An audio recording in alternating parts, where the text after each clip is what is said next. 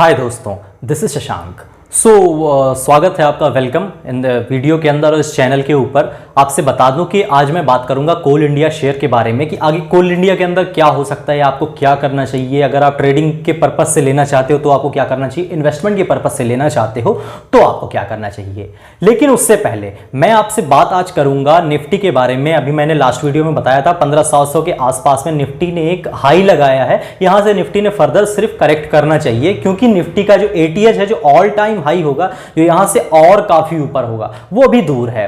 तो उस एटीएच तक अगर निफ्टी को जाना है तो यहां से करेक्शन बहुत जरूरी है, क्योंकि सीधी रेखा में कोई भी चीज नहीं जा सकती। लेकिन चूंकि अभी जो डाउ के अंदर, जो अमेरिका में डेटा के कारण जो डाउ के अंदर एक मूवमेंट आया है, उस मूवमेंट के साथ में एसजीएक्स निफ्टी भी 100 पॉइंट का गैप अप दिखा रहा है। तो हो सकता है प्रोबेबली मंडे को मार्केट और ऊपर जा सकती है। लेकिन जो भी कुछ होगा मंडे और ट्यूसडे में होगा। ट्यूसडे के बाद करेक्शन यहां से हो सकती है। इवन जो भी मेरे डेटा बोलते हैं, मुझे नहीं लगता है कि 10 तारीख के बाद निफ्टी को ऊपर जाना चाहिए। 10 तारीख के बाद निफ्टी के अंदर करेक्शन जरूर आनी चाहिए। इस चीज को आप ध्यान रखना।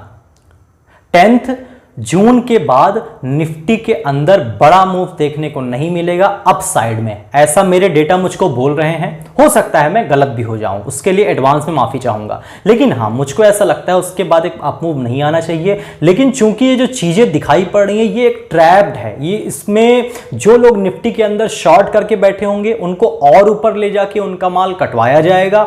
उसके बाद निफ्टी को नीचे लाया जाएगा। और जो लोग जब शॉर्ट वहां कटेंगे तो नए लॉन्ग वहां पे बनेंगे, तो उन लॉन्ग पोजीशन को नीचे लाके उनको भी कटवाया जाएगा। तो फर्दर मार्केट ये चाहती है कि आप यहां से आसानी से पैसा ना कमा पाओ, और उसका पूरा मूड यही दिख रहा है कि आप आसानी से पैसा ना कमा पाओ। ये ऊपर जाके पहले शॉर्ट वालों को कटवाएगी, फिर ऊपर जब और जाएगी, आपको लगेगा अरे नया हाई लग रहा है, अब तो 16,000 तक जाना है, वहां से निफ्टी नीचे आएगी। तो इस चीज को ध्यान रखना। मंडे ट्यूसडे को आप बिल्कुल ध्यान में रखना। जो भी मूव आने होंगे आ जाएंगे। 10 तारीख के बाद बड़े अप मूव की पॉसिबिलिटीज मुझे पर्सनली नहीं लगती हैं। तो हम सीधे चलते हैं कोल इंडिया के वीकली चार्ट पर, और आपसे बताता हूं कि कोल इंडिया के अंदर आपका व्यू कैसा होना चाहिए। अगर आप ट्रेडिंग करते हैं तो कैसा होना चाहिए, एंड अगर आप इन्वेस्टमेंट करना चाहते हैं तो कैसा होना चाहिए। लेकिन निफ्टी को आप जरूर ध्यान रखना। स्टॉक वाइज जाइएगा। अगर निफ्टी करेक्ट भी होती है तो सेक्टर वाइज और स्टॉक वाइज जाइएगा, उनमें आपको अच्छी अपॉर्चुनिटी मिलेंगी। ये चार्ट है हमारे सामने कोल इंडिया का वीकली चार्ट। यहां पर आपको बता दूं कि कोल इंडिया का जो स्टॉक प्राइस है, देखो वॉल्यूम इस शेयर में पर्सनली मुझे नहीं लगता कि वॉल्यूम का कोई बहुत ज़्यादा वेटेज होना चाहिए, क्योंकि यहां पर आप देखो ये एक कैंडल आप देख सकते हो, ये एक कैंडल बनी हुई है, ठीक है। इसके साथ में आप देखो जो एवरेज वॉल्यूम आता है, कितना बड़ा यहां पे ये वॉल्यूम देखने को मिला। लेकिन उसके बाद इस स्टॉक ने यहां पर एक पहले हाई लगाया, उसके बाद करेक्ट कर गया, और जो ये वॉल्यूम के साथ में एक मूव आया था, ये उस मूव के भी नीचे चला गया। अगर आप यहां पर देखो तो इस चीज को आप ध्यान रखना। तो यहां पर वॉल्यूम का मुझको पर्सनली नहीं लगता कि कोई बहुत ज्यादा महत्व है। हां, हायर हाइज लोअर लोज यहां पर लग रहे हैं, ठीक है। यहां पर जो है, यहां पर लो लगाया, फिर ऊपर आया, फिर यहां पर इसने एक लो लगाया, फिर इसने इसको एक समथिंग, अगर क्लोजिंग बेसिस ना देखी जाए तो इसको काटा नहीं, और उसके बाद ये वापस ऊपर निकल गया। अभी मैं आपसे एक बात बता दूं कि अगर ये जो कोल इंडिया का स्टॉक प्राइस है, अगर ये 150 पे काम करता रहता है थोड़े टाइम तक और ऊपर निकल जाता है तो बहुत अच्छी बात होगी। इस चीज को आप ध्यान रखना। अगर इसने ऊपर जाना है, जो इसके लेवल्स दिखाई पड़े, जैसे यहां पर आप समझ लो एक 200 के आसपास, ये जो एक इसने यहां पर सपोर्ट लिया था, उसको करेक्ट जब इसने किया था 2020 के फॉल में, अगर इसने वापस 190, 195 या 200 तक जाना है, जैसा कि मुझको लगता है कि इसको जाना चाहिए, 200 तक इसको जरूर जाना चाहिए, तो इसने बहुत टाइम तक यहां पर टाइम नहीं बिताना चाहिए, इसको ऊपर निकल जाना चाहिए। लेकिन अगर ये बहुत टाइम यहां पर बिताता है तो इसकी पॉसिबिलिटीज नीचे आने की ज्यादा होंगी ऊपर जाने के बजाय।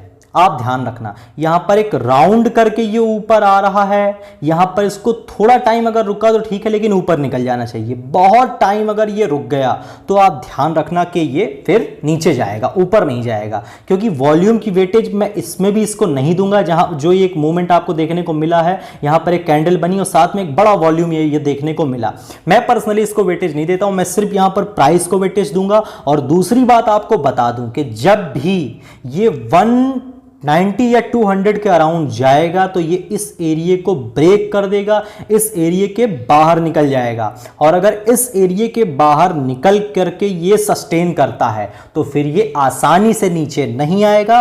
देखिए गिरावट शेयर में होगी, शेयर ऐसे सीधे नहीं जाएगा, शेयर ऐसे जाएगा, फिर गिरेगा, फिर ऐसे जाएगा, फिर गिरेगा, फिर ऐसे जाएगा, ये चलेगा। बड़ी गिरावट यहां से देखने को नहीं मिलेगी। तो अपॉर्चुनिटी कोल इंडिया में बहुत अच्छी है, कंपनी के रिजल्ट्स ठीक ठाक आ रहे हैं, माइनिंग सेक्टर को लेकर के पॉजिटिव न्यूज़ें चल रही हैं। कोई है जो इस शेयर को ऊपर ले जा रहा है डिलीवरी बेसिस शेयर खरीद करके, ऐसे ही कोई शेयर ऊपर नहीं जाते, जैसे ऐसे ही कोई शेयर नीचे नहीं आते।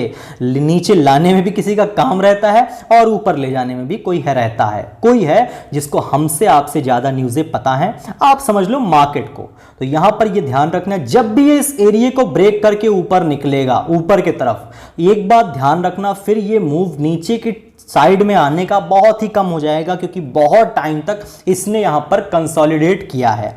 अगर आपको मैं एक इसका उदाहरण दूं, एग्जांपल दूं, तो स्टेट बैंक ऑफ इंडिया को आप देख लेना, नीचे के साइड पर उसने काफी टाइम तक सस्टेन किया, अभी वो प्रोबेबली ऊपर के साइड में निकल गया है। तो वैसा ही कुछ मुझको पर्सनली कोल इंडिया में लग रहा है, इसके अंदर एक ऊपर का मूव आना चाहिए, नहीं तो बहुत टाइम तक इसको 150 के अराउंड यहां पर काम नहीं करना चाहिए, इसको ऊपर निकल जाना चाहिए। नीचे की पॉसिबिलिटीज क्या है, क्या सपोर्ट होगा, ये मैं नहीं बताऊंगा, क्योंकि नीचे की तरफ कोई बहुत बड़ा यहां पर मूवमेंट आया नहीं जो मैं आपको सपोर्ट और रेजिस्टेंस बताऊं। हाँ, ऊपर की तरफ 150 के ऊपर अगर निकलता है तो बड़ा मूव देखने को मिल सकता है।